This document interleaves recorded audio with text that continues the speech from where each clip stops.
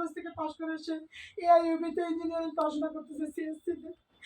আমার সম্পত্তি এগুলো, আর আমার এই জিনিসপত্র ছিল, আমার অনেক শখের জিনিসপত্র ছিল, যে শখের আমি চাই কোনটা কে নিচ্ছে আমি জানি না, আমার প্রকৃত দোষী বেরোক আর আমার জিনিসগুলো উত্তর হোক। আমার আর কিচ্ছু জানার নাই, যে কিচ্ছু জানার নাই।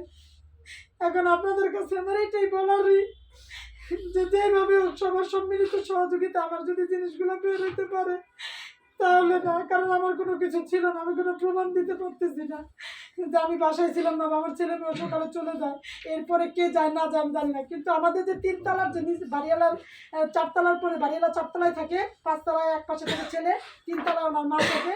তাই এই যে তিনতলা গেট, এই গেটের ভাঙা ছিল না, এই গেটের আর উপরে যে ছাদেরও তালা দেওয়া ছিল, এটা পুলিশ এসে দেখছেও, সবকিছু তদন্ত করছে। আচ্ছা আপা, একটা প্রশ্ন করি, এই ঘটনার পরে কি বাড়িওয়ালা একবারও আপনাকে বাড়ি ছাড়ার কথা বলেছে বা না বাড়ি ছাড়ার না চাপ না, বাড়ি দিয়েছে? ছাড়ার কথা কিছুই বলেনি। সে আমাকে আইনি সহযোগিতা দেয়নি বা আমার জন্য সে কোনো কিছু করেওনি, বা আমার আনুমানিক 60 ভরির মতো হবে। 60 ভরি? জি। আর আমি যে জিনিসগুলো সেগুলোর কাগজপত্র আমার ব্যাগেই ছিল। টাকার অঙ্কটা কেমন হতে পারে স্বর্ণের, এখনকার বাপি কিনেছিলেন? আমি কিনেছি বা স্বর্ণ এনেছে, টাকার পরিমাণ কি, আমার যখন আমি থানায় কেস